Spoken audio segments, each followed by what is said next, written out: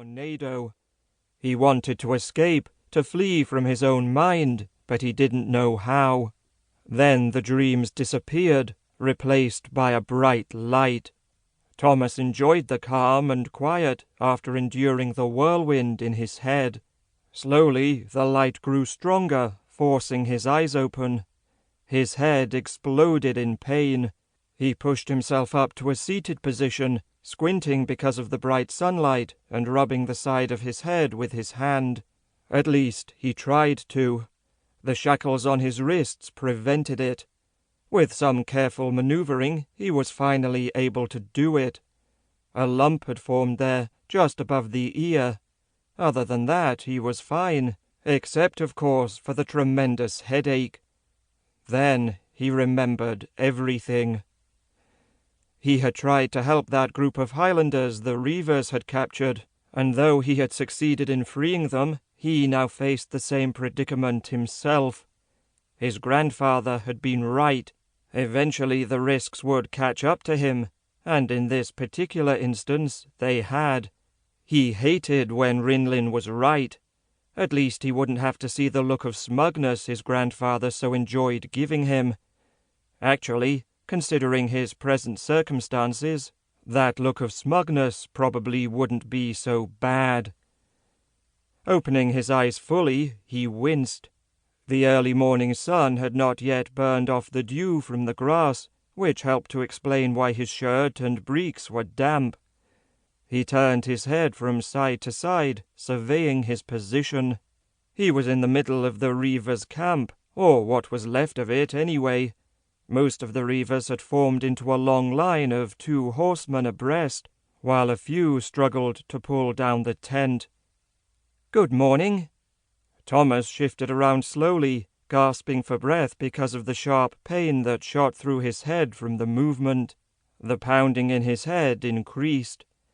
The large boy stared back at him, his face a mass of welts and bruises, his long blonde hair matted down by blood and dirt. He had tied a strip of cloth around the wound on his right arm. The boy looked to be his own age, though he was massive. Thomas felt like a dwarf sitting there across from him. His surrender had served a purpose, at least. The reivers hadn't killed the Highlander. Yet. "How long have I been out?"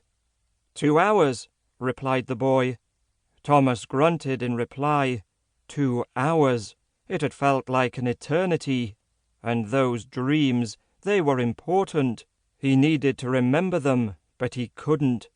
Bits and pieces flirted with his memory, but the puzzle refused to form. "How's your arm?" The large boy grunted. "As good as can be expected. Just a scratch, really."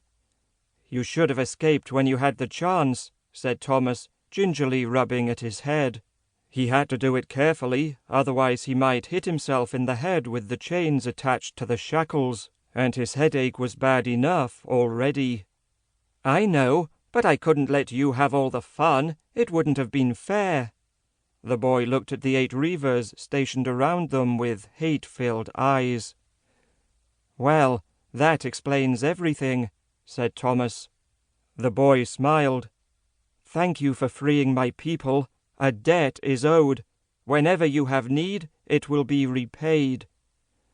Thomas was going to tell him that it wasn't necessary, that there was no need to repay the debt. The intensity in the boy's eyes made him think better of it. He had been away from his people for a long time and forgotten some of the customs. This one came back to him quickly. If one Highlander made a personal sacrifice for the benefit of another Highlander, such as a marcher saving another marcher's life, the person would say, "A debt is owed." Men of honor did not scoff at such a statement, as it was never said lightly. "When I have need," replied Thomas, remembering the correct response. The boy nodded. "You look like a Highlander, but then again, you don't." It was a strange thing to say, but Thomas understood. "I am a Highlander. My mother wasn't." The large boy nodded again. He studied Thomas critically for a few moments. "You fight well, Green Eyes."